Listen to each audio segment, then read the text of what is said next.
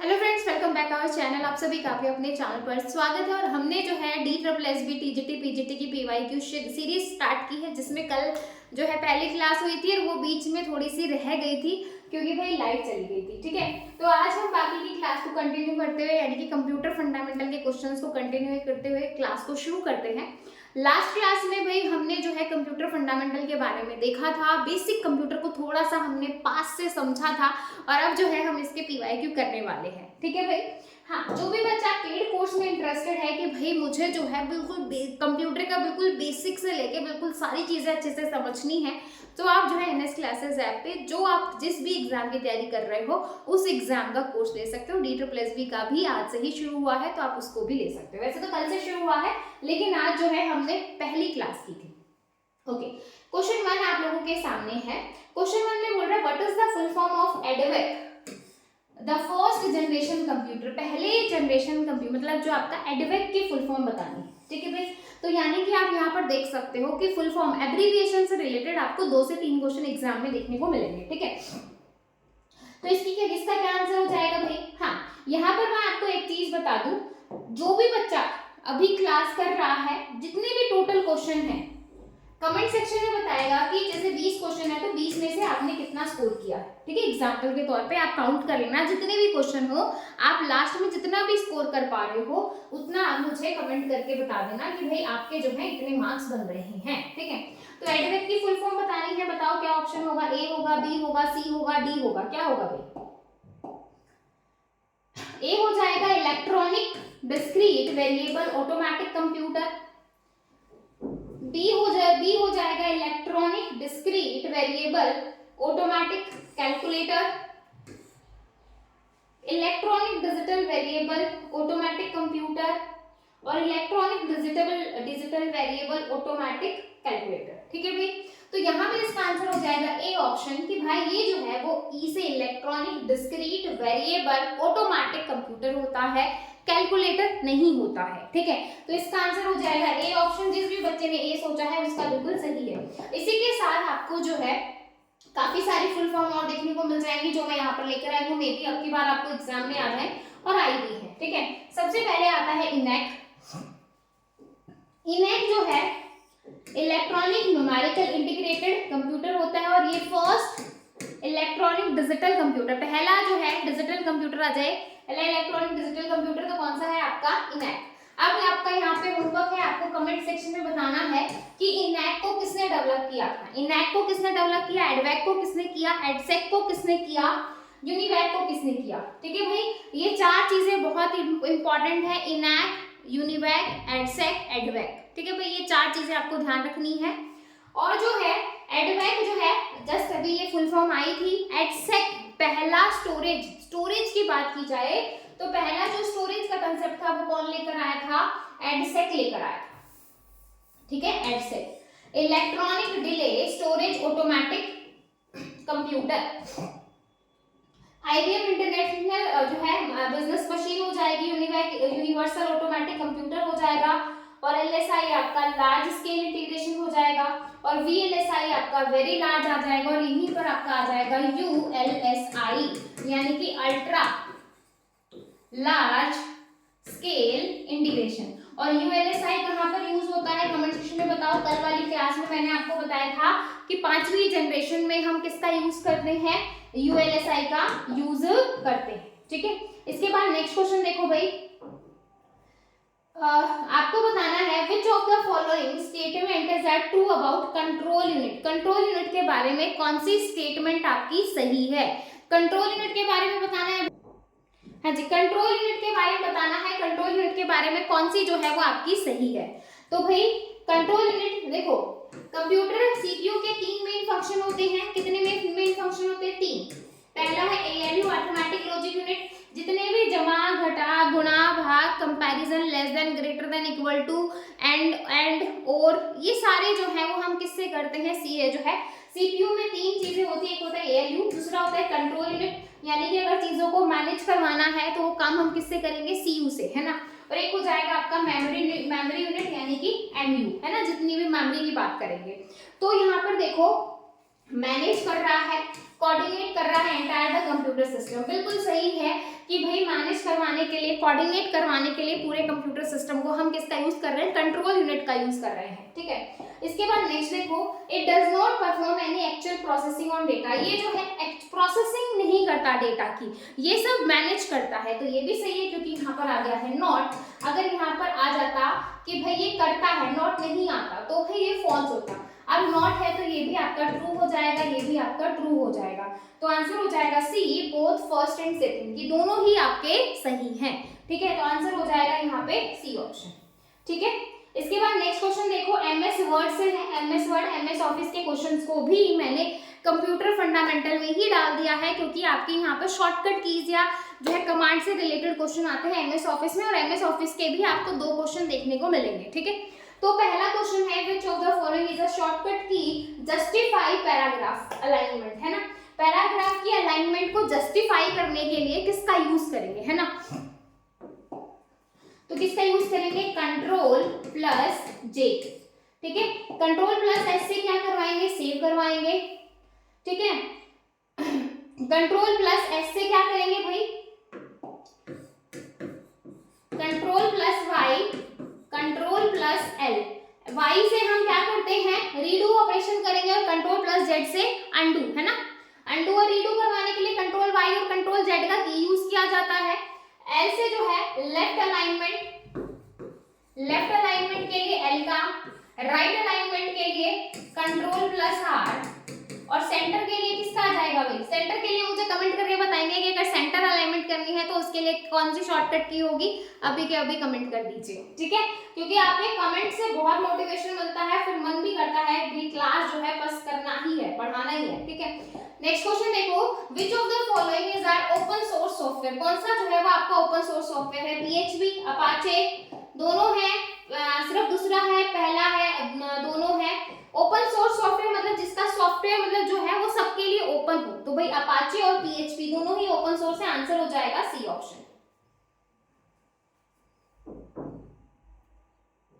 ये हो गया हमारा, ठीक है। हाँ जी, नेक्स्ट देखो, विच generation of computer use transistor. कौन सी जनरेशन के कंप्यूटर में हम ट्रांजिस्टर यूज करते हैं, फटाफट सारी जनरेशन पांचों की पांचों लिख दो भाई, ये चीजें आपको बिल्कुल टिप्स पे होनी चाहिए, है ना।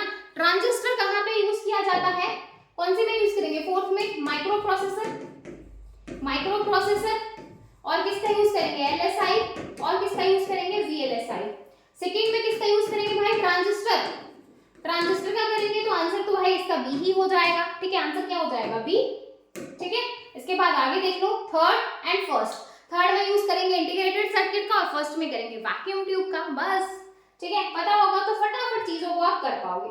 इसके बाद नेक्स्ट क्वेश्चन है, 2 रजिस्टर हैं आपके पास, 2 रजिस्टर हैं जिसमें जो है इस तरीके से 2 रजिस्टर हैं, ठीक है, और 4 ओम एच आर कनेक्टेड, ठीक है भाई, और सीरीज में कनेक्टेड है, इस तरीके से सीरीज में है, पैरेलल में नहीं है, इस तरीके से सीरीज में कनेक्टेड है, ठीक है भाई। ये बोल रहा है 2 रजिस्टर हैं 4-4 ओम के, ठीक है भाई, और जो है दोनों के दोनों सीरीज में कनेक्टेड हैं। तो जब सीरीज में कनेक्टेड है तो क्या होता है भाई, हम ऐड करते हैं, पैरेलल में होते हैं, सॉरी सीरीज में है तो हम जोड़ेंगे, और पैरेलल में है तो भाई एंड, मतलब जितना है उतना ही रहेगा, ठीक है भाई। तो यहाँ पे और जोड़ने का आ जाएगा और उसमें हम ऐड कर देंगे, ठीक है भाई। तो इस तरीके से पैरेलल में होता है तो जितना है उतना ही आएगा, ठीक है। सीरीज में है तो जुड़ जाएंगे, तो 2 को जोड़ेंगे तो टोटल 4 बार जोड़ेंगे, 2 को 2 जमा 2 जमा 2 जमा 2, टोटल कितना हो जाएगा 8। तो आंसर हो जाएगा यहाँ पे बी ऑप्शन। अब भाई ये चीजें हमें ऐसे लगेंगी कि ये तो देखो कंप्यूटर की है ही नहीं, हमसे पूछ ली, लेकिन आपको ये नॉर्मल बेसिक चीजें हैं कि भाई सीरीज में है तो जुड़ेगा, पैरेलल में तो है एज इट इज आ जाएगा, ठीक है। इसके बाद नेक्स्ट देखो, which of the following statement is are true about algorithm. देखो भाई एल्गोरिथम बहुत आसान है, एल्गोरिथम बहुत आसान है, लेकिन जब एग्जाम में क्वेश्चन इस तरीके से पूछ लिया जाए ना, फर्स्ट सेकंड थर्ड, फिर आपको ऑप्शन ए पहला होगा, तीसरा होगा, पहला दूसरा होगा, चौथा होगा, मतलब इस तरीके से पूछ रहे हैं तो वो क्वेश्चन थोड़ा सा जो है हेक्टिक सा हो जाता है कि क्या होगा यार, है ना। तो यहाँ पे देखो which of the following statement are algorithm के बारे में कौन सी सही है, वन बाय वन करके समझते हैं। एल्गोरिथम सभी को पता है कि भाई स्टेप बाय स्टेप प्रॉब्लम को सॉल्व करता है। तो पहला बोल रहा है कि एक step by step solution of problem, बिल्कुल सही है, बिल्कुल एग्जैक्ट डेफिनेशन है किसकी, एल्गोरिथम की, यानी कि ये वाला आपका ट्रू हो गया। सेकंड में बोल रहा है it is difficult to debug, इसको अभी यहीं पर छोड़ते हैं। बोल रहा है डिबग करना, यानी कि इसको सॉल्व करना, डिबग मतलब एरर को फाइंड आउट करना, इसमें क्या है, मुश्किल है, ठीक है, डिफिकल्ट है। Last it is not dependent on the programming language, कि भाई ये किसी प्रोग्रामिंग लैंग्वेज पे डिपेंडेंट नहीं है, बिल्कुल सही है। तो भाई ये भी सही है, लेकिन यहाँ पर थोड़ा मुश्किल है क्योंकि भाई डिफिकल्ट नहीं, आसान है। स्टेप 1 ऐड करवाना है, ऐड ए और बी, इस तरीके से हम 2 नंबर्स को करवाते हैं। तो नॉर्मल एल्गोरिथम लिखना तो बहुत आसान है, तो भाई ये तुम डिफिकल्ट कर दिया, तो यहाँ पर मुझे ये वाला ऑप्शन तो नहीं लग रहा है। तो आंसर चेक कर लेते हैं। बोल रहा है तीनों होंगे, तीनों तो नहीं लग रहे हैं, फर्स्ट सेकंड भी नहीं होगा, फर्स्ट एंड थर्ड भी नहीं होगा, सेकंड एंड नहीं, फर्स्ट एंड थर्ड, क्योंकि सेकंड ऑप्शन हमारा नहीं था ना, सेकंड वाला ये कट हो गया, सेकंड यहाँ पर था, सेकंड यहाँ पर था, तीनों ऑप्शन में सेकंड था तो सेकंड कट हो गया। आंसर हो गया आपका सी ऑप्शन, कि भाई सी होगा, पहला और तीसरा होगा, ठीक है भाई, ठीक है। इसके बाद आगे देखो, efficiency of an algorithm is measured in terms of, जो एल्गोरिथम की एफिशिएंसी है वो हम किस में मेजर करेंगे, मतलब एल्गोरिथम की जो एफिशिएंसी है उसको किसमें, टाइम कॉम्प्लेक्सिटी, स्पेस कॉम्प्लेक्सिटी, यही 2 चीजें होती हैं। तो भाई रिस्पांस टाइम एंड कंप्लीट, भाई टाइम एंड स्पेस कॉम्प्लेक्सिटी होती है। जब भी हम किसी भी एल्गोरिथम या किसी की भी बात करते हैं तो हम स्पेस कॉम्प्लेक्सिटी, टाइम कॉम्प्लेक्सिटी जरूर निकालते हैं। तो यहाँ पे इसका आंसर हो जाएगा डी ऑप्शन। आगे देखो, फुल फॉर्म बतानी है फोर्ट्रॉन कंप्यूटर प्रोग्रामिंग लैंग्वेज की, यानी कि फोर्ट्रॉन की आपको फुल फॉर्म बतानी है, ठीक है भाई। प्रोग्रामिंग लैंग्वेज है तो फोर्ट्रॉन की फुल फॉर्म क्या हो जाएगी, फॉर्मूला ट्रांसलेशन, क्या हो जाएगी, फॉर्मूला ट्रांसलेशन, ट्रांजिशन तो नहीं होगी, फर्स्ट ट्रांसलेशन भी नहीं होगी, फॉर्मूला ट्रांसलेशन होगी। तो आंसर हो जाएगा आपका सी ऑप्शन। आंसर क्या हो जाएगा भाई, आपका सी ऑप्शन हो जाएगा, ठीक है, आंसर क्या हो जाएगा, सी ऑप्शन। आगे चलो, देखते रहना कितने सही हैं कितने गलत हैं। नेक्स्ट देखो, what is the shortcut key to find and replace action in MS Word, मतलब एमएस वर्ड में अगर मुझे फाइंड करना है और रिप्लेस करवाना है तो उसके लिए मैं किसका यूज करूंगी, किसका यूज करूंगी भाई, किसका यूज करेंगे भाई, Ctrl+H फाइंड एंड रिप्लेस के लिए यूज करेंगे, ठीक है भाई। अब मुझे आपको यहाँ पे कमेंट सेक्शन में बताना है Ctrl+D, क्योंकि A to Z की मैंने 6 मिनट की क्लास है, पूरी शॉर्टकट की करवा रखी है, ए से लेके जेड तक, है ना। तो उसको तो बहुत अच्छे से कर लेना। आप देख रहे हो कि 1 से 2 क्वेश्चन मिल रहा है सिर्फ इन शॉर्टकट की से, है ना। तो अभी के अभी जाओ और उस क्लास को कर लेना। अगर वो क्लास ना मिले तो मुझे बता देना, मैं लिंक डिस्क्रिप्शन में डाल दूंगी, ठीक है भाई। तो A to Z मैंने शॉर्टकट की करवा रखे, Ctrl+A, Ctrl+B, Ctrl+C, 5-6 मिनट की क्लास है, 2 बार रिवाइज करोगे बस दिमाग में चीजें सेट हो जाएंगी। तो बाकियों का आपको कमेंट करके बताना है, Ctrl+D किस लिए यूज करेंगे, Ctrl+A का किस लिए किया जाता है, Ctrl+R का किस लिए किया जाता है। R तो मैंने अभी पीछे बताया भी था, ठीक है। तो फाइंड और रिप्लेस के लिए किसका यूज करेंगे, Ctrl+H का। आगे बढ़ो भाई, which input device is used for reading answer to question a test और सर्वे, कि भाई ऐसा कौन सा इनपुट डिवाइस है। देखो भाई, कंप्यूटर फंडामेंटल, और आप देख रहे हो कंप्यूटर फंडामेंटल का कोई भी पार्ट नहीं छोड़ा इन्होंने, ऑलमोस्ट सभी में से क्वेश्चन पूछे हैं। तो भाई बेसिक कंप्यूटर बहुत इंपॉर्टेंट है, ठीक है। तो कौन सा इनपुट डिवाइस है जो हम यूज कर रहे हैं reading answer to questions in a test और सर्वे, कि भाई क्वेश्चन को जो है क्वेश्चन करना, आंसर करना, मतलब सर्वे में, तो हम उसके किसका यूज करेंगे, MICR का। मैं MICR की फुल फॉर्म बता दूं भाई, बहुत इंपॉर्टेंट है, मैग्नेटिक इंक कैरेक्टर रिकॉग्नाइजेशन, बहुत इंपॉर्टेंट है, मेरे ख्याल से कोई एग्जाम इसने नहीं छोड़ा होगा। और इसका किस लिए यूज किया जाता है, डेफिनेशन मैंने बता दी है, यूज आप बताना कि भाई MICR का यूज कहाँ करते हैं। दोनों क्वेश्चन एग्जाम में आए हैं, फुल फॉर्म का और यूज का, ठीक है। नेक्स्ट देखो, barcode reader, OCR, optical character recognition और OMR, ठीक है। OMR तो भाई आप करते हो, यूज करते हो, जितने भी आपके जो हैं एग्जाम्स हैं आप OMR के बेस पे देके आते हो। तो भाई OMR की फुल फॉर्म बता दो। अब तो मैं तो नहीं बताने वाली क्योंकि ये आपको बताना है, ठीक है। OMR जो है वो आंसर वो क्वेश्चन के लिए यूज करते हैं, तो आंसर हो जाएगा डी ऑप्शन। बहुत ही आपके बिल्कुल काम की चीज है और जो आप करते हो वही पूछा है ना। नेक्स्ट देखो, which of the following is an impact printer. भाई प्रिंटर का क्वेश्चन आ गया है, यानी कि आप किसी चीज को नहीं छोड़ सकते हो। प्रिंटर के टाइप्स और ये सारी चीजें आपको बहुत अच्छे से पता होनी चाहिए।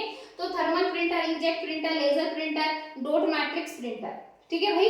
तो ये 4 ऑप्शन है, यहाँ पर डी ऑप्शन भी लिख देती हूँ, डॉट मैट्रिक्स। तो दो impact printer, non impact printer, दो तरीके से होते हैं। तो पूछा है कि कौन सा जो है इसमें इम्पैक्ट प्रिंटर होगा। ठीक है, थर्मल इंकजेट और जो लेजर है वो आपके नॉन इम्पैक्ट में आते हैं। डॉट मैट्रिक्स जो है वो आपका इम्पैक्ट में आ जाएगा। ठीक है भाई।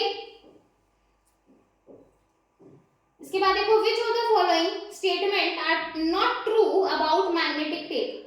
मैग्नेटिक टेप के बारे में कौन सी सही नहीं है? मैग्नेटिक टेप के बारे में कौन सी सही नहीं है? ठीक है, तो पहला बोल रहा है डायरेक्ट एक्सेस डिवाइस की भाई ये जो है डायरेक्ट एक्सेस करती है। तो क्या टेप से हम डायरेक्ट एक्सेस करते हैं? देखो डेटा जो है तीन तरीके से, एक तो रैंडम एक्सेस होता है, कितने तरीके से करते हैं? रैंडम एक्सेस, और एक होता है सीक्वेंशियल, और एक होता है डायरेक्ट। ठीक है, रैंडम, एरे, रैम। ठीक है, सीक्वेंशियल जो है, सीक्वेंशियल कहाँ आ जाएगा? सीक्वेंशियल हम यूज करेंगे टेप में। अगर मुझे टेप में डेटा एक्सेस करना है तो वो कैसे होगा? सीक्वेंशियली होता है। और डायरेक्ट करेंगे तो किसमें यूज किया जाता है? डिस्क में। ठीक है, अब यहाँ पर इसने पूछ लिया है कि भाई देखो डायरेक्ट एक्सेस कर रहे हैं तो ये तो गलत है, यानी कि नॉट ट्रू है। तो भाई इसके अकॉर्डिंग तो ये आंसर आपका ए ऑप्शन तो होगा। तो भाई ओनली वन और ओनली वन, तो भाई सीओडी तो कट गए, सीओडी, क्योंकि भाई वन तो आपका सही है। स्टोर कर रहा है large volume of data, large volume of data, भाई मैग्नेटिक टेप है, डेटा आपका जो है लार्ज हम यूज कर रहे हैं। ठीक है, बिल्कुल। और बैकअप के पर्पज से हम यूज नहीं करते हैं। ठीक है, वैसे मैग्नेटिक टेप में डेटा जो है, हाँ ये ट्रू हो जाएगा ना, और इसने बोला है नॉट ट्रू। हाँ, क्योंकि लार्ज वॉल्यूम ऑफ डेटा तो हम इसमें यूज करते हैं टेप में। मैं ये भूल गई थी कि नॉट ट्रू पूछा है, तो ये भी ट्रू है और ये भी ट्रू है। ठीक है, दोनों ट्रू है, ये तो होगा नहीं, और यहाँ पर ये सीक्वेंशियल एक्सेस हो जाएगा। तो बस यही गलत दे रखा है, यही फॉल्स है, बाकी दोनों ट्रू है। तो आंसर हो जाएगा आपका ए ऑप्शन। आंसर क्या हो जाएगा? देखो दो ऑप्शन तो हमने एलिमिनेट कर ही दिए थे, क्योंकि भाई वन तो था ही। ठीक है, और टेप में तो हम बहुत ज्यादा डेटा जो है स्टोर करते हैं, तो दो होगा नहीं, तो भाई वैसे ही आपका कट जाता। ठीक है, ओके। आगे देखो, व्हाट इज द जो है full form of JPG image forms. देखो जेपीजी की फुल फॉर्म आ गई। अब आप खुद सोचो कि फुल फॉर्म से कितने क्वेश्चन आ रहे हैं, तो काफी इंपॉर्टेंट चीजें हैं भाई, है ना। तो जॉइंट फोटोग्राफिक एक्सपर्ट ग्रुप होता है जेपीईजी, और मेरे ख्याल से ये भी बहुत सारी एग्जाम्स में आई है।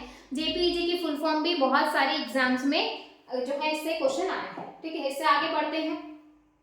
What is the mean of mode and medium of the data given below. अब आप सोच रहे हैं कि ये क्या है, मोड एंड मीडियम। ठीक है, ये जो है क्लास 11 12 की एनसीईआरटी है, जिसमें हम जो है पढ़ते हैं। वैसे मैथ्स में भी आपने मीडियम, मीडियन और मोड निकालना सीखा होगा। तो मोड क्या हो जाएगा? What is the mean of mode and medium of data given below, क्या हो जाएगा भाई? हाँ जी, तो किस तरीके से निकालेंगे भाई? सबसे पहले हम बात करेंगे मीन की, फिर मोड की एंड फिर मीडियम की। ठीक है, तो अगर मैं मीन की बात करूं तो मीन देखो भाई यहाँ पर किस तरीके से आ जाएगा? टोटल कितनी वैल्यूज हैं? 18।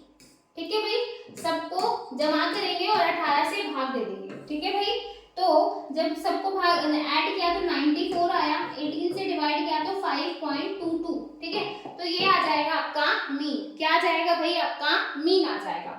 इसके बाद मोड की अगर मैं बात करूं तो arrange the data in ascending order, मतलब मोड वो कहता है कि सबसे ज्यादा बार जो वैल्यू आई है वो आपका मोड होगा। ठीक है, मैंने इसको असेंडिंग ऑर्डर में लिखा। 2 1 आपका 2 बार आया है, 2 आपका 1 बार आया है, 3 आपका 2 बार, 4 आपका 2 बार, 5 आपका 2 बार, 6 आपका 3 बार, 7 आपका 2 बार, 8 आपका 2 बार, 9 आपका 2 बार। ठीक है, तो सबसे ज्यादा बार कौन आया? 3। तो आंसर हो जाएगा आपका 6, यानी कि जो मोड है वो आपका क्या हो जाएगा? 3। मीडियन की बात की जाए तो बीच की वैल्यू 2 मीन प्लस में मोड डिवाइड बाई 3, तो यहाँ पर जो है उसका आ जाएगा 5.48।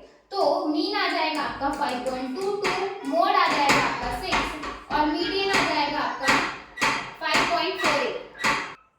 हाँ जी, नेक्स्ट क्वेश्चन देखो, which of the following is a type of सब प्रोग्राम की, सब प्रोग्राम की क्या टाइप होती है।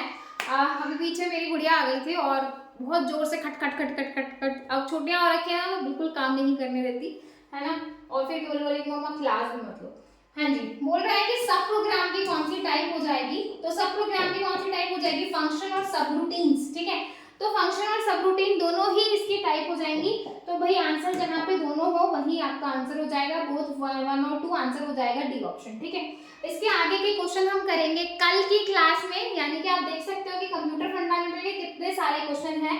ठीक है, इसके आगे के क्वेश्चन हम कल करेंगे। और अगर आप चाहते हो, अगर आपको है कि भाई कंप्यूटर फंडामेंटल को थोड़ा मैं डिटेल में आप लोगों को एक्सप्लेन करवाऊं, यानी कि थ्योरी मैं आपको डिटेल में समझाऊं, तो भाई आप मुझे कमेंट करके बता सकते हो, ताकि जो है नेक्स्ट क्लास में हम बाकी के क्वेश्चन प्लस कंप्यूटर फंडामेंटल की थोड़ी सी थ्योरी भी पढ़ें, जिससे जो है आपको थोड़ा सा जो है चीज़ें जो है समझ में भी आए कि भाई हाँ ऐसे क्वेश्चन आ रहे हैं तो ऐसे ऐसे हमें इसको पढ़ना है। ठीक है, अगर थ्योरी करवानी हो तो प्लीज़ कमेंट सेक्शन हाजिर है, कमेंट करके बता देना कि थ्योरी करवानी है कि नहीं करवानी है, या फिर हम ऐसे क्वेश्चंस ही करें। ठीक है, तो थ्योरी करवानी हो तो जो मेन जो इंपॉर्टेंट एरियाज है वो मैं आपको कल वाली क्लास में बता दूंगी। फिर जो बाकी के क्वेश्चन जो हमारे बच गए हैं हमने यहाँ तक कर लिए। उसके बाद जो है .exe फाइल हो गई, फिर आपका जो है MS वर्ड आ गया। फिर से MS वर्ड की अगर आपको शॉर्टकट की फिर से सीखनी है तो मुझे कमेंट कर देना, इनपुट डिवाइसेस। ठीक है, और असाइंड जो है क्या रहेगा, इस तरीके से डेफिनेशन पूछ रखी है, फाइल एक्सटेंशन, ये सारी चीजें, ये वाला पार्ट हम कल वाली क्लास में डिस्कस करेंगे। ठीक है भाई, ये वाला पार्ट कल वाली क्लास में करेंगे, प्लस थोड़ा सा जो है थ्योरी पार्ट भी डिस्कस करेंगे कंप्यूटर फंडामेंटल का, अगर आप कहो तो, अदरवाइज फिर हम कुछ और देखेंगे। ठीक है, तो क्लास अच्छी लगी तो लाइक जरूर कीजिएगा, अपना प्यार जरूर बनाए रखो, ज्यादा से ज्यादा शेयर करो ताकि ज्यादा से ज्यादा बच्चे अपने साथ जुड़े। फिर मिलेंगे नेक्स्ट क्लास में, तब तक के लिए bye bye, take care, thank you.